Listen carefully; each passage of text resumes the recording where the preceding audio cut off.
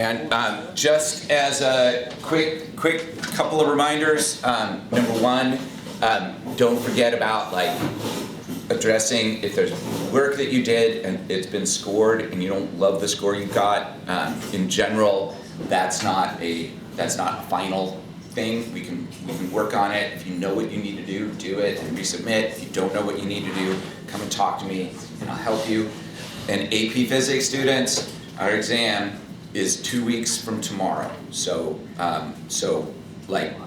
we'll have some time during class, not next week, but the week after to prepare. But to whatever degree you want to spend time thinking about practice your test-taking skills, specifically AP Physics 1 style test-taking skills. I will help you with that, but you just reach out to me. Just send me an email or come in. You can look at the 5 Steps to a 5 book. We can talk through problems. I can give you practice exams to look at. There's a million things we can do, but I'll follow your lead on it. Okay, so today what we're going to talk about is linear restoring forces and simple harmonic motion. And we talked about restoring forces already. I mentioned that restoring forces are forces that tend to accelerate a moving object toward an equilibrium position. So what that means is that wherever an object is, it's either in equilibrium where there's no net force and its motion won't change, won't accelerate, or there is a force that is accelerating that object toward its equilibrium position. So in practice, what that means visually is that we're always going to see an object slowing down as it moves away from the equilibrium position, speeding up as it moves toward the equilibrium position, and moving at a constant velocity right at the equilibrium position. All right? And restoring forces do not necessarily lead to simple harmonic motion, but linear restoring forces do. And so that's what we're going to look at today.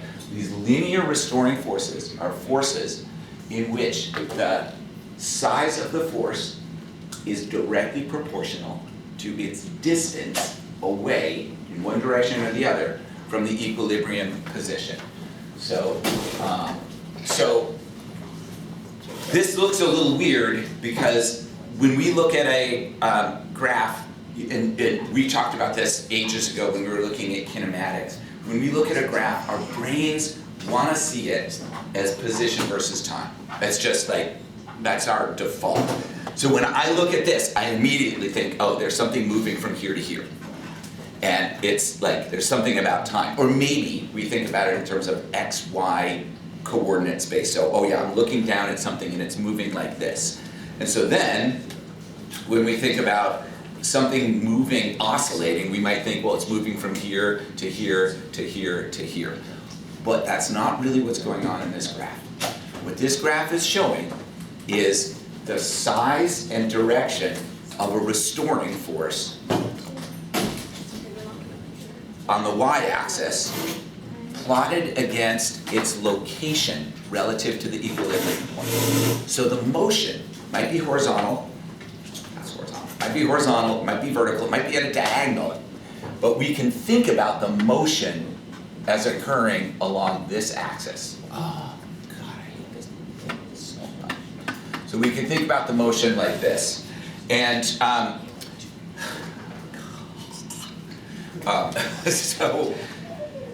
I don't know how to erase is the problem. It would be fine if I actually could erase easily using this pen, or if it just didn't do that.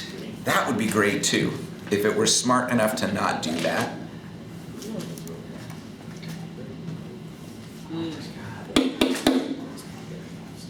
The worst.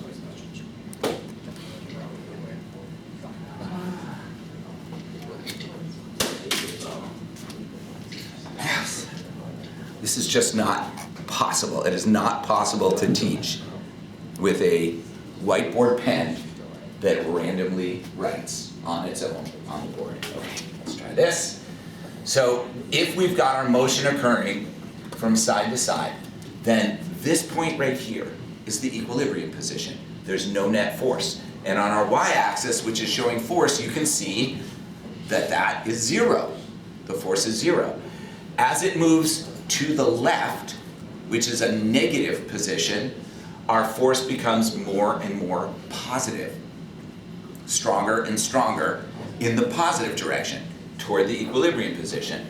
As we move to the right from the equilibrium position, our force becomes more and more negative back toward the equilibrium position. So this is what linear restoring forces look like. If we think about the motion, it's not linear. It's not going zip, zip, zip, zip. It's moving to the right and slowing down, and then moving to the left and speeding up, and then slowing down, and then moving to the right and speeding up, and then slowing down.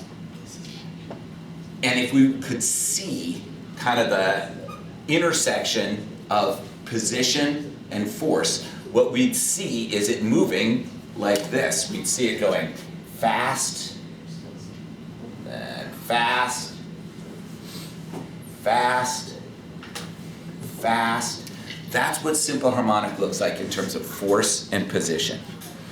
And so if we were to think about this horizontal motion, and it doesn't have to be, but if we were to think about this horizontal motion, what we'd actually see is something that looks like this over time, right? If this is our time axis and this is our position axis, what we'd see is it moves more and more slowly at the extreme distances from equilibrium, and it moves most rapidly at our equilibrium position. So in order for something to show simple harmonic motion, it has to have a linear restoring force. It can still oscillate without that. It's just not going to show this sinusoidal position versus time graph. And so we've looked at springs hanging vertically. We've looked at pendulums swinging back and forth. And we have not looked at the most simple type of simple harmonic motion with a linear restoring force, which is a horizontal spring. Let's start with that, because this, as it turns out, is going to be the easiest thing to think about. This is an object that, for example, and we could set something like this up really easily. There's a spring with a mass on an air track, and that object is moving back and forth, but it's not moving back and forth like the masses we were hanging from the spring in the simulation on Tuesday. It's moving back and forth like this. And that seems weird because we know in real life it would do that for a small amount of time and then stop because of friction. But if we put it like on an air track, or if we had something with wheels and really like friction-free bearings, we could set something up that would oscillate, for a reasonable amount of time. And the forces on this object in the direction of its motion are only the spring itself. There is no force acting on this object besides the spring. If we were to draw a free body diagram at any time, there's only 3 possibilities. One is the spring is pulling or pushing the object toward the equilibrium position from the left. The spring is pulling or pushing the object toward its equilibrium position from the right, or there is no force from the spring on the object. There are 2 other forces. The weight, gravity is pulling down on the object with a force equal to mg, and the air on this air track would be pushing up with an equal and opposite force, but there's no net force vertically. There's only one force in the direction of the motion. And we figured out when we were working with springs earlier that the force of a spring is related to only 2 things. One, the spring constant, which tells us how much force we get per amount of squish or stretch, and the amount of squish or stretch. The further you squish it, the harder the spring pushes back. The further you stretch it, the harder the spring pulls back. Which means we can really easily figure out that it's got to be a linear restoring force. It's a linear relationship. the slope of this line is going to be k. The maximum positive force is going to be kx. The maximum negative force, or largest negative force, is going to be negative kx. That's linear. So that's really easy to see, that if we can engineer a situation in which there's no friction or air resistance or anything like that, and we can't do that, but we could come pretty close, even with the materials that we have in here, we could set up some oscillations. And you all know, I think, this is kind of interesting, right? Like, you know intuitively, the mass has to have something to do with it, because if we were to take like one of these supercarts, not with this spring, because this spring can't stretch, but if we were to take a supercart and hook it to a spring like this, and then like start it oscillating on the track, like get the spring attached over here, get the cart attached to the spring and start it oscillating, it would only oscillate a few times, it'd be done. But if we were to put a mass on here, I think you can all imagine that it would oscillate longer. Like intuitively we can kind of feel like, oh yeah, a larger mass is going to make those oscillations last a longer time. So there's the mass plays some role in this. All right, so this is a slightly more complicated situation, but some of you, I think, discovered this on your own. So when you were working with a vertical spring, and this was with the simulation the other day, what were the factors that changed the oscillation? Do you remember? You might not remember, but if you do, what was it? What were the things? There were really only two things you could change. What were they that changed the period of oscillation? Spring constant. The spring constant, K. That makes sense because we just looked at like, well, K has something to do with it horizontally. What else? What else affected the oscillations? The mass, right? And so that's kind of verifies our little thought experiment here that mass has something to do with it. How many of you played around with G in that simulation? How many of you changed the value of G? Did it do anything to the period of the oscillations? You remember? Yeah, we're going to have some researchers.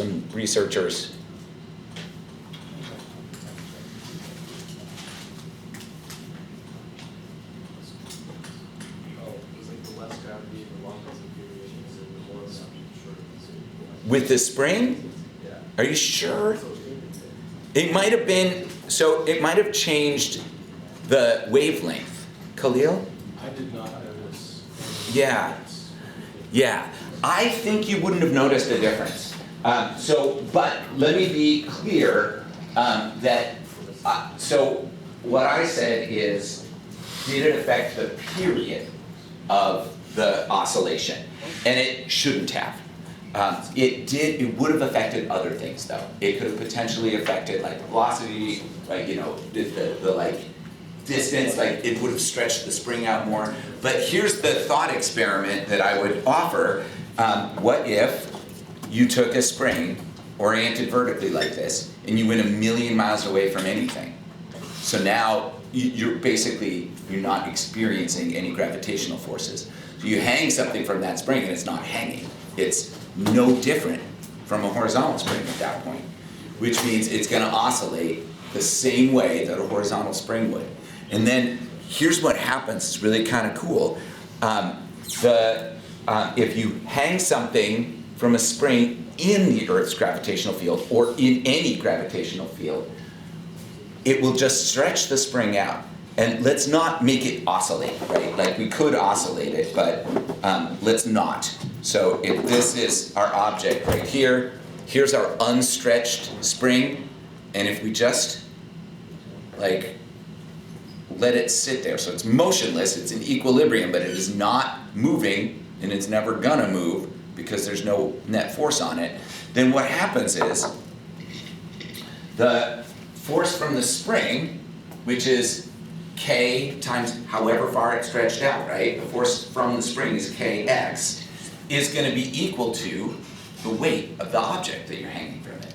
And that is, by the way, the trick to figuring out those unknown masses in the simulation yesterday, or on Tuesday. You can calculate, you can find K with a known mass, and once you know K, just hang an object from the spring, and it becomes a spring scale. You just, like, basically, once you know K, you measure how far the object makes the spring stretch out, and that's equal to the weight of the object. So divide by 9.8, and that'll be your unknown mass. And so then what happens is that the gravitational force and that force from the spring at equilibrium balance each other out such that the extra force from the spring, because of its stretch, exactly cancels out the force of gravity at every position. And it can get a little weird because you might have a spring where it's only stretched and an object is oscillating. Or you might have a spring where an object is oscillating to the point where the spring is sometimes pushing and sometimes pulling. But either way, there's a little bit of built-in extra force from that spring in this direction, such that the gravitational force and that extra force exactly cancel each other out. And what we end up with is, I'm kind of moving quickly here, I know. What we end up with is this. The net force on the object is always going to be equal to the spring constant times the difference between the object's location and its equilibrium position. So X is like, you can take the spring and just let it sit at rest with nothing on it, and then you squish it or stretch it. That's what we've been calling X. Y is the difference between this equilibrium stretch and the additional stretch or squish that we get from that. So this, Y, tells us how far away from the equilibrium position this object is. It's not the spring's equilibrium. It's the equilibrium of the spring mass system. And it ends up effectively looking just like the equation for a horizontal spring. The position is adjusted by however much that spring is stretched out when the object is hung from it. And everything else is exactly the same. So there's no difference in the oscillation between a spring oriented vertically and a spring oriented horizontally. So let me be crystal clear about what I want you all to know here. I skipped all the derivation stuff because that's crazy. It's fun and you all could follow it, but I'm skipping it. In the AP Physics class, you will almost certainly need to understand what I just said. You won't need to derive the equation, but you'll need to be able to talk about the equilibrium position of the spring mass system and think about how that would be different from the equilibrium position of the spring on its own, and think about how that, so if this is X equals 0 and this is L, think about how you can just sort of imagine the equilibrium position shifting by L, and now we have this new deflection that we're looking at, which is Y. You'd sort of be able to need to just talk about that and like explain without using a real complex equation why it is that it makes sense that there's like this extra force from the spring that will always be equal and opposite to the force of gravity, that's related to K times L, and any additional stretch or squish from there will just result in a force that is identical to what it would look like if this were a horizontal spring and we were just looking at the spring's equilibrium position. Yeah? Wait, that's not y factorial, right? That's just That is not y factorial, sorry. Yes, good, that's a great point. That is me just being so excited about this derivation that I punctuated it with an exclamation point. And I will erase that because that is really confusing. Yeah. Yeah, sorry. So it's just, it's the same equation. It's just that we're measuring deflection from the equilibrium point of the spring mass system. Those of you in the regular physics class, you don't need to necessarily be able to relate those things, you just need to be able to use it, right? You need to understand that you don't need to know anything about weight, you don't need to know anything about G, that the force acting on a spring mass system, the mass of a spring mass system, is only related to the spring, and that's it. It's gonna look different because it's gonna stretch out if you turn it vertically versus horizontally, but it's not gonna behave any differently. All right, and then when we think about a pendulum, this, as it turns out, is the most complicated one, but again, there's a whole layer of things that you just don't really need to know. So basically what happens here is that we have a really complicated net force that we're looking at with a pendulum, because unlike a spring mass system in which there's either one force that is linear or two forces that are collinear, there are two forces that are not always in the same dimension. So at equilibrium, a pendulum is going to have a downward force acting on the mass from the gravitational field of the Earth, straight down. There's going to be tension in the string, straight up. Those will be roughly equal and opposite, not entirely. There's going to be a little bit more tension, but we're going to ignore that because we're going to ignore it. So we're just going to say that it's in equilibrium. We're going to pretend that this pendulum swings side to side. That's why we're going to ignore it. We're going to imagine that the pendulum isn't really changing direction. It is, though, of course, which means, just like we thought about with circular motion, there needs to be a little bit of acceleration in this direction. There has to be for it to curve. But there's not very much, because it doesn't curve very much, and we're going to ignore that anyway. So we're just going to say equilibrium position, our upward force and our downward force are about the same. As our pendulum moves away from equilibrium, the forces are in different dimensions. They're no longer collinear, which means our net force is going to be constantly changing direction. And the net force is going to be related to the sum of the tension in the string and the gravitational force. And that is going to be related to the angle that the string makes with the vertical. You don't need to know all of this. I want you to just kind of be able to think about it and recognize that we've got this force, this net force that's changing direction, and it's changing direction as this string moves through some angle relative to the vertical. And because the string is moving through some angle relative to the vertical, there's going to be trig involved. And it turns out that relative to the gravitational force, which is straight up and down, there's going to be some part of the tension that sort of cancels that out. And there's going to be some part of the tension and the weight that is in the kind of towards the equilibrium position. Not exactly, but kind of towards it. And so the magnitude of that force is going to be the weight times the sine of the angle. Okay, the tension in the string is going to add together with the weight in such a way that there's a little bit of residual force. That force grows bigger and bigger and changes direction to become more and more downward as the pendulum swings. Why am my directions are all backward? As it swings away from the equilibrium position, the force gets stronger and it becomes more downward. That is not a linear restoring force. It's not.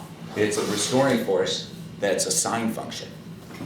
And in fact, what you'll see is by the time you get here, your restoring force is zero. There is no force that is like in the direction of the equilibrium position. There's virtually no tension in the string at this position.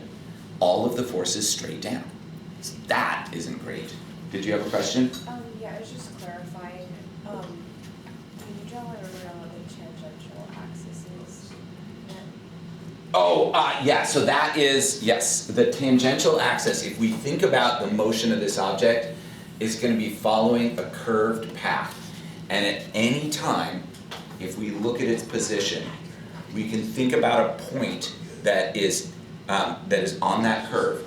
There will be a tangent line, right? And there's also a perpendicular line. And the perpendicular line is gonna be in the direction of the tension of the string. The tangential line is gonna be in the direction of the net force. So it's not a linear function, sine functions aren't linear, and then this is where it gets kind of interesting, and again, you don't have to know the math here, but it's really cool stuff, and this absolutely, okay, I can't promise this. There's like an 80% chance that this is gonna show up on the AP exam. And so basically what it boils down to is that for very small angles, less than 10 degrees, there is virtually no, there's virtually no difference between a angle in radians and the linear distance between a point on that circle and another point on that circle that's at an angle of theta away from it, okay? And this is called the small angle approximation. It works with degrees as well, but degrees and radians are, like, degrees require some extra conversion. So if you think about it in terms of radians, basically what we're saying is the length of this line and the length of this curve are almost exactly the same. If we use radians for our angles, the length of both of those things will be theta. If we have theta of, like, so theta is in radians, if we have like 0.1 radians and we're using units of meters, then that means this line and this line will both have a length of 0.1 meters. And if you graph the sine of a function against the angle in radians, so this is the sine of theta, and this is theta in radians, what you can see is that up until about a half a radian, it is perfectly linear. Like, just nobody would ever be able to see any difference here. As you move past a half a radian, then it starts to not be linear at all. That's where the sine part of the function comes into play. But for a very small amount of time, the sine of an angle and the angle itself, if you're measuring in radians, will be exactly the same. Which means if we're using units of centimeters or meters or whatever, that the angle itself will be equal in distance to the arc length and a straight line that sort of reflects that arc length. And we could do this with degrees too. Half a radian is like 10 to 15 degrees. Okay? But then with degrees, we'll see a linear pattern here, but we won't get the actual length of the thing that we're looking at. So we're not gonna do this. You're welcome to, if you wanna play around with it. If you set your calculator radians and you find the sine of the angle, what you'll see is basically whatever you put in is what you'll get out. If you put 0.02 and take the sine of it, it'll just say 0.02. And you'll be like, that's not right, but it is. If you put 0.1 and then take the sine of it, you'll get something that's a little bit less than 0.1, but not much. If you put 0.2 or 0.3, same deal. Like, it'll be really close and just a little bit less than what you put in. Okay, so basically what that means is we can, as long as we keep our overall angle here less than, say, 30 degrees or so, which is 15 degrees per side, which is, less than 0.2 radians, then really what we can think about is our object moving back and forth like this, okay? And the restoring force, which is related to the sine of the angle, but we just discovered that the sine of the angle and the angle itself are basically the same. Now we have a linear restoring force. It's linear with respect to position as measured by the angle in radians off the vertical. And And so this piece right here is really telling us what the magnitude of the restoring force is gonna be.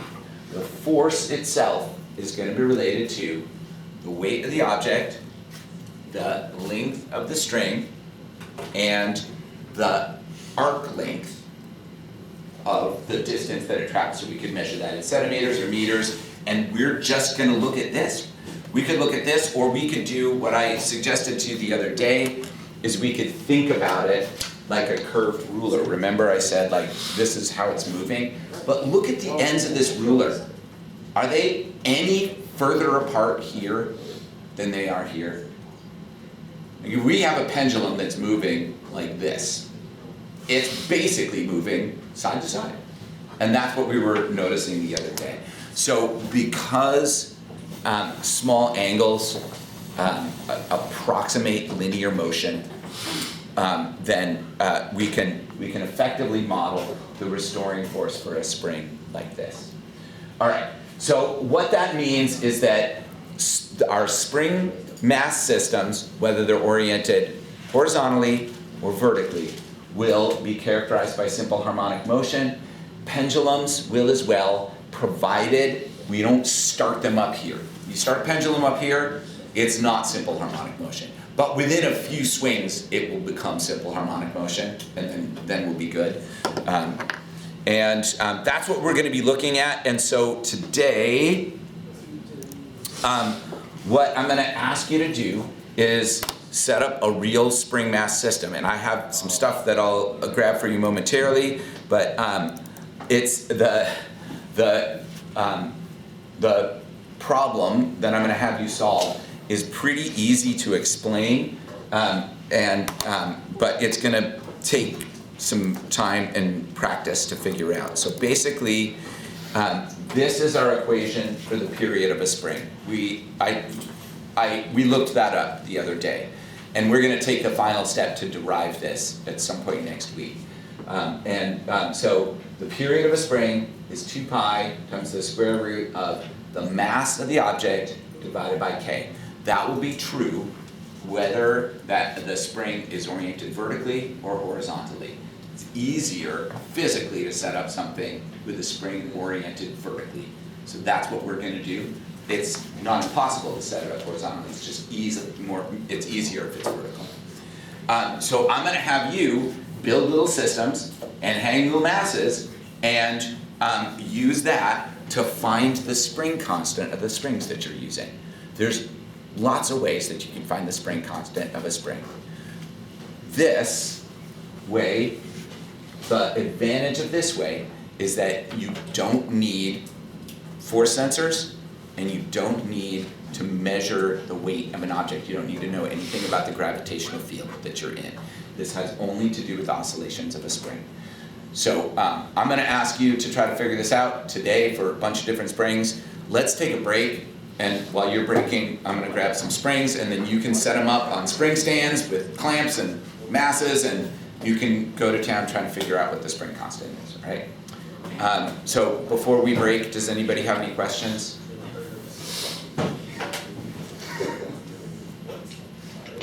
All right, let's take a break and then spring into action.